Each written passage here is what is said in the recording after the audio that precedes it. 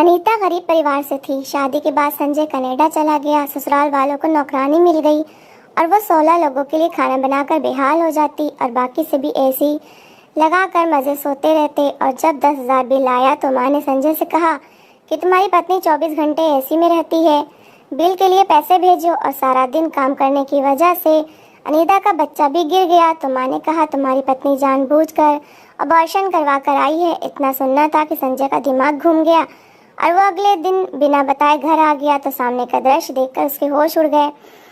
कमरे में लाल जोड़ा पहने वो आसमान से उतरी हुई कोई अप्सरा लग रही थी। घूंघट अपने चेहरे पर गिराए शर्माई सी वो बैठी संजय का इंतजार कर रही थी। रात के 2 बज चुके थे और थकन से उसका बुरा हाल था। कमर जैसे अकड़ कर सख्त हो रही थी। तभी हल्की सी आवाज़ के साथ कमरे का दरवाज़ा खुला और संजय अंदर आया। नई नवेली दुल्हन ब्याह कर लाने की खुशी संजय के अंदाज से झलक रही थी। वो उसके पास आकर बैठा और नमस्ते किया। अनीता ने धीमे से उसके नमस्ते का जवाब दिया। हजारों अंदेशे उसके दिल में आ रहे थे और वो बहुत गरीब परिवार की लड़की थी, मगर संजय एक अमीर परिवार से संबंध रखता था। न जाने कैसे संजय की माँ को अनीता भाग गई। शायद इसकी वजह अनीता की सुंदरता और उसका सलीका था कि संजय की माँ ने पहली नज़र में अनीता को अपने बेटे के लिए पसंद कर लिया। चट मंगनी पट ब्याह वाला काम हुआ और आज अनीता संजय की दुल्हन बनी उसके सामने बैठी थी। संजय मुस्कुराते हुए उसके हाथ में मुँह दिखाई की अंगूठी पहना रहा था। अनीता को यकीन नहीं आ रहा था कि किस्मत ऐसे भी पलट सकती है और वो जो कभी आर्टिफिशियल ज्वेलरी भी खरीदने की हैसियत ना रखती थी, आज उसके हाथों में हीरे की कीमती अंगूठी पहनाई जा रही थी। वो बस संजय को देख कर रह गई। तभी वो एकदम चौंक गई। संजय कह रहा था देखो अनीता, तुम मेरी माँ की पसंद हो, मगर मैं जानता हूँ कि जल्द ही तुम अपने अच्छे व्यवहार से मेरे दिल में भी जगह बना लोगी। मैं तुम्हें बहुत प्यार दूंगा और तुम्हारी हर ज़रूरत का ख्याल रखूंगा, मगर इसके बदले में मैं तुम्हें सिर्फ एक बात कहता हूँ कि मेरे घर वालों की जी जान से सेवा करना और मेरी माँ के सामने कभी ज़ुबान मत चलाना, उनका आदर करना। उन्होंने मुझे बहुत मुश्किलों से पाला है। अनीता मुस्कुरा दी। भला उसे क्या ऑब्जेक्शन हो सकता था? वो तो वैसे भी इन सब घर वालों को अपना मान चुकी थी। शादी का अगला दिन बहुत अच्छा गुजरा था। अनीता भी किस्मत के पलटने पर बहुत हैरान थी। वो कुछ दिन खुशी के झूले में झूलते हुए गुजरे और संजय का जॉब पर वापस जाने का समय आ गया। वो कनाडा में काम करता था और शादी की छुट्टी के सिलसिले में इंडिया आया हुआ था। अनीता बहुत उदास थी, मगर उसने दिल पर पत्थर रख लिया। उसने सोचा संजय चला जाएगा तो क्या हुआ, आखिर ये सब तो मेरे अपने हैं। संजय की माँ का व्यवहार अनीता के साथ बहुत अच्छा था। वो बहुत प्यार से उससे बात करती थी, मगर अनीता को एक चीज़ समझ ना आती थी कि जब भी संजय कभी आसपास ना होता तो उसकी सास उसे चुभती हुई नज़रों से घूरती रहती। अनीता को लगा कि ये उसका वहम है। संजय अनीता से बहुत सारे वादे करके चला गया और वो अपने उदास दिल के साथ अकेली रह गई, मगर वो नहीं जानती थी कि उसकी ज़िंदगी में कैसी मुसीबत आने वाली है। संजय की बड़ी बहन संध्या का रिश्ता तय हो रहा था। आए दिन उसके ससुराल वाले आए हुए होते। आज संजय के जाने के बाद वो पहली बार आ रहे थे। सुबह अनीता भी अपने कमरे में सो रही थी जब अचानक जोरदार आवाज़ के साथ दरवाज़ा खुला। उठ जाओ मैडम, कब तक नींद पूरी करनी है? सारा दिन बिस्तर तोड़ते हुए गुजारोगी क्या? संध्या के ससुराल वाले आ रहे हैं, उठकर उनके लिए कुछ खाने पीने का इंतजाम करो। मेरे बेटे को तो भगा दिया है, अब हम बेचारों को तो किसी तरह रहना है ना। जल्दी से किचन में आओ। अनीता ने हैरानी से उठकर देखा, ये उसकी सास थी। उसे उनके व्यवहार पर बहुत हैरत हुई, मगर उसने कुछ ना कहा। खामोशी से हाथ मुंह धोकर किचन में आ गई। अभी सुबह के 8 बजे थे। सास ने उसे सारे घर वालों के लिए नाश्ता बनाने का आदेश दे दिया। वो खामोशी से नाश्ता बनाने लगी। सब घर वाले तो अभी मज़े से सो रहे थे। उसने सबके लिए पराठे बनाए, आलू की सब्जी और चाय बनाई और फिर जाकर देखा तो अभी तक सबके सब सो रहे थे। उसने आगे बढ़कर अपनी नंद को हिलाया, उठो संध्या, उठकर नाश्ता कर लो, मैंने बना दिया है। संध्या जो गहरी नींद में थी, उसका हाथ एकदम झटक कर बोली, बना दिया है तो कोई एहसान नहीं किया, उठकर कर लेंगे नाश्ता, अब सर मत खाओ और सोने दो। अनीता शर्मिंदा सी होकर रह गई और खामोशी से उनके कमरे से बाहर निकल गई। उसने अपनी सास को ढूंढना चाहा और यह देखकर हैरान रह गई कि सास भी ऐसी वाले कमरे में सुकून से सो रही थी।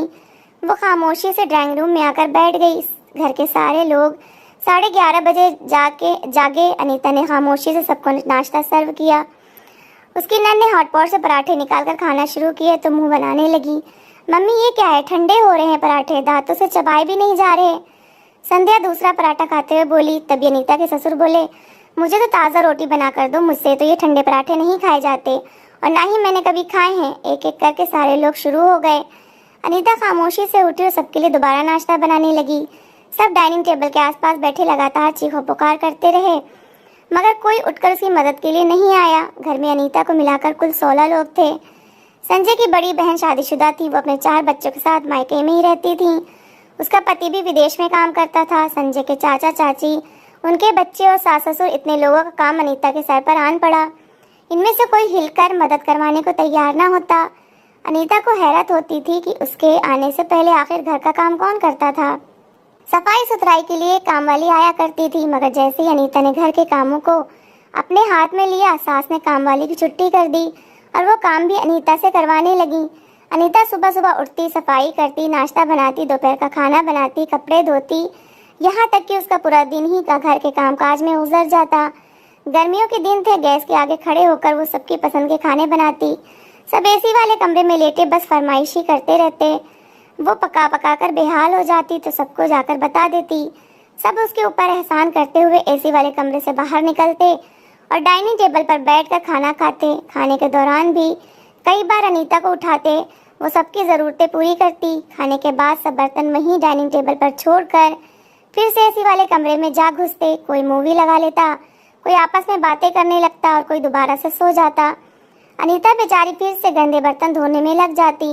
इन्हीं दिनों अनीता की तबीयत बहुत ख़राब रहने लगी। सुबह उठती तो उल्टी से उसका बुरा हाल होता। किचन में काम करने के दौरान कई बार वो उल्टियाँ करती। सास की नज़रों ने भाप लिया कि कुछ और मामला है, मगर उन्होंने अनीता के सामने नाम तक न लिया। एक दिन अनीता की माँ इत्तेफाक से उससे मिलने आई तो अनीता ने उनसे अपनी ख़राब तबीयत का बताया। वो चौंक गई और उसे लेकर करीबी लेडी डॉक्टर के पास चली गई। लेडी डॉक्टर ने चेकअप किया तो खुशखबरी सुनाई कि अनीता प्रेग्नेंट है। अनीता तो हैरान ही रह गई कि इतनी बड़ी खुशी उसकी ज़िंदगी में आ गई और उसे पता ही ना चला। वो घर वापस आई। डॉक्टर ने आराम करने और खाने पीने की सलाह दी। डॉक्टर का कहना था कि अनीता को खून की बहुत कमी है। अनीता की माँ ने घर आकर अनीता की सास को बताया कि अनीता प्रेग्नेंट है और डॉक्टर ने इसे आराम करने को कहा है। बेहतर यही है कि आप कोई काम वाली रख लें। अनीता की सास ने बहुत खुशी का दिखावा किया और कहने लगी, हाँ हाँ बहन, ये तो मेरी बेटियों जैसी है।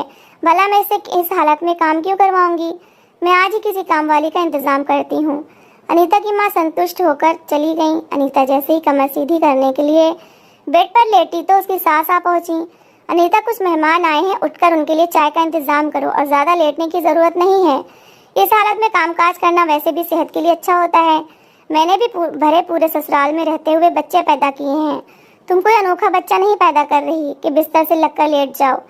अनीता हैरत से उनकी तरफ देखती रही मगर कुछ ना बोली और खामोशी से उठकर मेहमानों के लिए चाय का इंतज़ाम करने लगी। उसके प्रेग्नेंट होने की खबर से घर वालों को कोई फ़र्क ना पड़ा। उन्हें तो कामकाज के लिए नौकरानी चाहिए थी, इसलिए वो गरीब परिवार की लड़की ब्याह कर लाए थे। अनीता खराब तबीयत के बाद भी सारा दिन काम करती रहती। आखिरकार उसकी हिम्मत जवाब देने लगी। उस रात जब संजय का फ़ोन आया तो उसने कोशिश की कि वो उसे बता दे कि घर में ज़्यादा कामकाज की वजह से वो परेशान हो रही है।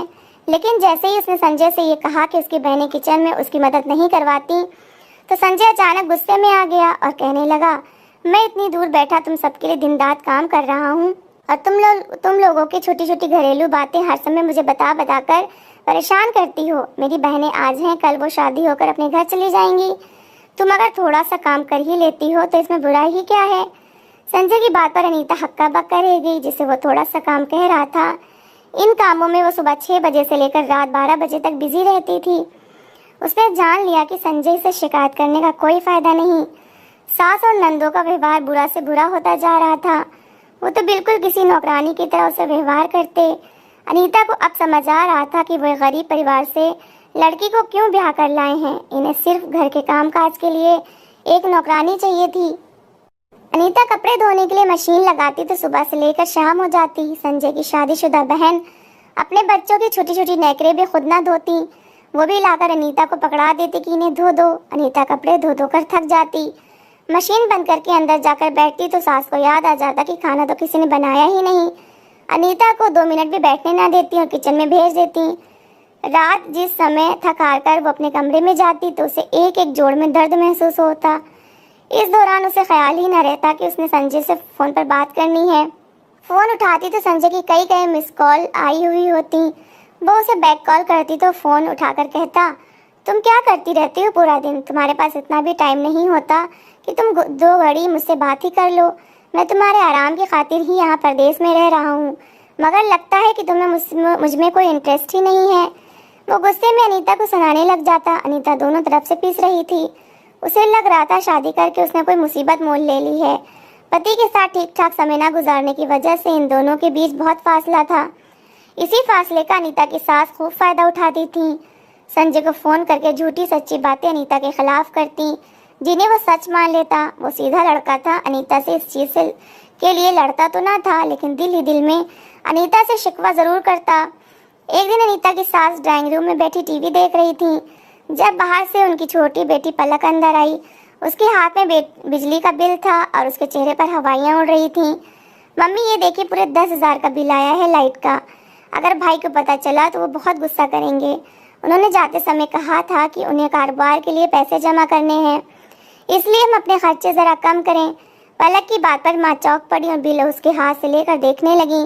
उनके चेहरे पर सोच की परछाई साफ नजर आ रही थी। तभी अचानक उनके दिमाग में ख्याल आया और उनके चेहरे पर मुस्कुराहट दौड़ गई। उन्होंने पलक की तरफ देखा और कहने लगी, जरा संजय को फोन मिलाकर तो देना। पलक ने ना समझने वाले अंदाज में मोबाइल निकाल कर संजय को फोन मिला दिया।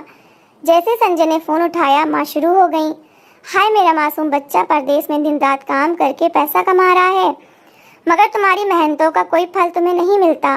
मुझसे बड़ी गलती हो गई, मुझे माफ कर दो। मैं इसलिए गरीब घर की लड़की ब्याह कर लाई थी कि वो रुपए की कदर करेगी, मगर अनीता तो इतनी फजूल खर्च है कि वो तो तुम्हें कंगाल करके छोड़ेगी। संजय को कुछ समझ ना आ रहा था कि माँ क्या कह रही हैं। तभी उसने कहा, मम्मी हुआ क्या है, बताए तो सही, क्या कर दिया अनीता ने। माँ ने मुस्कुराकर पलक को देखकर कहने लगी, करना क्या है बेटा, सारा दिन एसी चलाकर कमरे में पड़ी रहती है। अगर मैं कुछ कहती हूँ तो रोने लग जाती है कि मैं प्रेग्नेंट हूँ, मुझसे कोई काम नहीं होता और गर्मी ज़्यादा लगती है। उसकी हालत की वजह से मैं भी ज़्यादा सख्ती नहीं करती, मगर सच तो ये है कि दिन रात एसी चलाने की वजह से लाइट का बिल 10,000 आ गया है। तुम्हारे पापा के पास तो पैसे हैं नहीं, तुम्ही को पैसे भेजने पड़ेंगे। बिल के पैसे सुनते ही संजय के होश उड़कर रह गए, लेकिन वो अब क्या कर सकता था। उसने माँ को तसल्ली दी कि वो पैसे भेज देगा, मगर उसके दिल में अनीता के खिलाफ एक गांठ सी लग गई। अगले दिन जब सुबह सुबह घर में अनीता के सिवा सारे लोग सो रहे थे, तो बड़ी नंद के ससुराल वाले आ गए। अनीता ने जाकर सबको उठाया तो सूजी हुई आंखों के साथ सब उठ गए, लेकिन सबके ही मूड खराब थे। संध्या के ससुराल वाले चाहते थे कि उन्हें हलवा पूड़ी का नाश्ता करवाया जाए।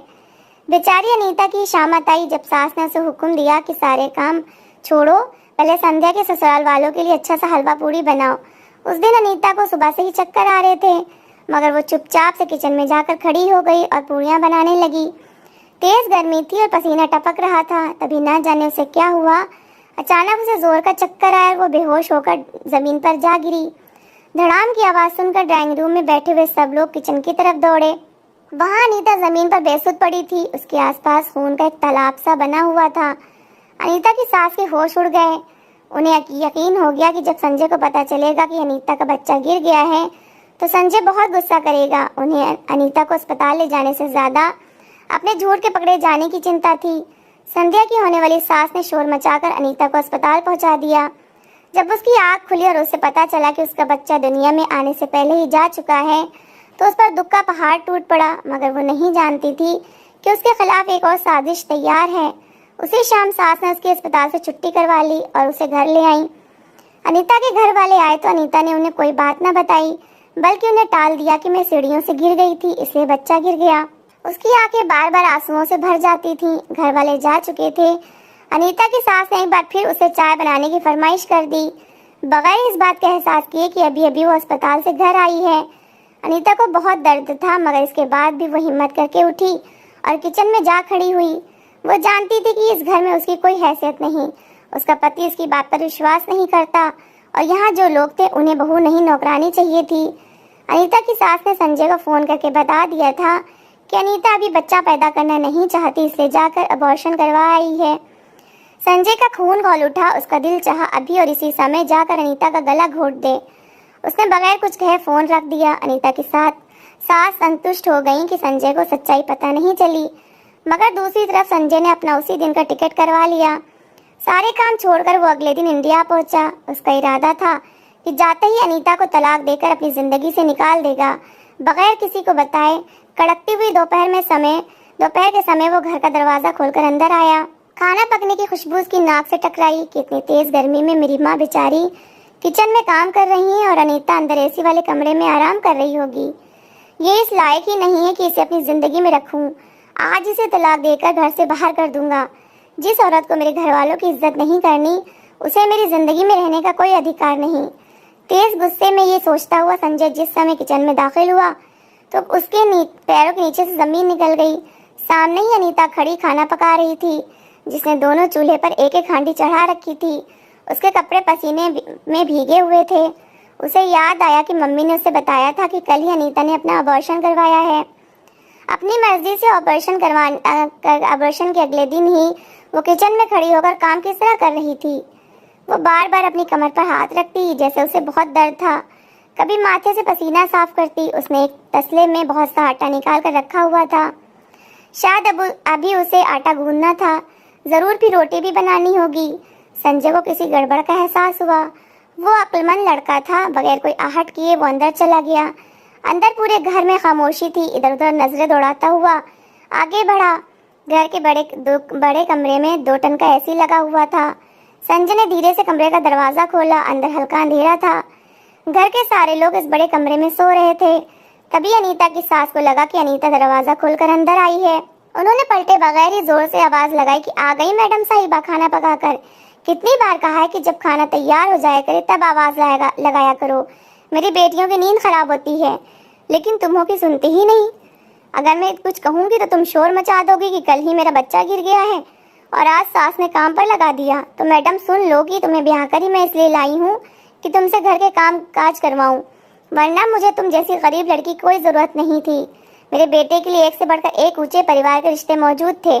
अब जाओ और जाकर खाना पकाओ और इसके बाद घर की सफाई भी कर लेना। रात को संध्या के ससुराल वालों को आना है। उनके लिए कम से कम 4-5 डिशेस बना लेना। पिछली बार की तरह 2 तरह के खाने बनाकर सामने मत रख देना। अनीता की सास अपने ही ख्याल में बोलती चली गई, ये जाने बगैर कि दरवाजे पर संजय खड़ा है। संजय के ऊपर तो जैसे पहाड़ ही टूट पड़े थे। अनीता की सास कहकर दोबारा से सो गई। संजय ने नजर दौड़ाई। घर के सब लोग लेटे हुए थे, सिर्फ एक अनीता ही थी जो इस चिलचिलाती हुई गर्मी में किचन में इन सब के लिए खाने का इंतजाम कर रही थी। वो जान गया था कि उसकी गैर मौजूदगी में उसकी पत्नी के साथ क्या व्यवहार किया जाता है। वो शर्मिंदा होता हुआ चुपचाप पलट गया। किचन में अनीता अभी तक खाना पका रही थी। संजय ने उसके पास जाकर देखा तो वो पसीने से भीगी हुई थी और धीरे धीरे कांप रही थी। कल ही उसका बच्चा गिरा था और आज वो 16 लोगों के लिए खाना बना रही थी। संजय का दिल इस अत्याचार पर दुखी होकर रह गया। उसने अनीता को पुकारा। उसकी आंखें आंसुओं से भीगी हुई थी। संजय ने बगैर कुछ कहे उसके सामने हाथ जोड़ दिए। मुझे माफ कर दो अनीता, मेरी आंखों पर पट्टी उतर गई है। उसने अनीता का हाथ पकड़ा और रूम में ले गया। माँ ने जब संजय को अचानक देखा तो बौखला गई। जल्दी से उठकर उसके पास आई और बोली, बेटा तुम कब और कैसे आ गए? अचानक बताया भी नहीं। संजय बोला, मम्मी आपने मेरी पत्नी के साथ अच्छा नहीं किया। इससे सारे घर के काम करवाती रही, यहाँ तक कि इसका बच्चा भी इतना काम करने की वजह से गिर गया और आपने हमेशा मुझे इसके खिलाफ भड़काया और मैं भी आपकी बातों में आ गया। मुझे क्या पता था कि मेरी अपनी माँ ही मेरे साथ दगा करेंगी, मेरे बच्चे की दुश्मन होंगी। माँ से कुछ बोलते नहीं बन रहा था क्योंकि वो जान गई थी कि संजय ने अपनी आंखों से सब देख लिया है। अब झूठ बोलना बेकार था। संजय अनीता से बोला, अभी तैयारी कर लो, अब तुम यहाँ नहीं रहोगी बल्कि मेरे साथ चलोगी। अनीता रो रही थी। उसके आंसू साफ करता हुआ संजय कह रहा था और अनीता को यकीन नहीं आ रहा था कि किस्मत इस तरह भी मेहरबान हो सकती है। संजय उसी शाम अनीता को लेकर किराए के घर में आ गया और सास और बाकी घर वाले अपना सा मुंह लेकर रह गए। तो दोस्तों, इस कहानी को लेकर आपकी क्या राय है कमेंट बॉक्स में ज़रूर बताएं और अगर कहानी अच्छी लगी हो तो प्लीज़ इसे लाइक करें। अगर आपने अभी तक हमारे चैनल को सब्सक्राइब नहीं किया तो ज़रूर कर लीजिए। तो मिलते हैं ऐसी ही एक मोटिवेशनल कहानी के साथ। Thanks for watching.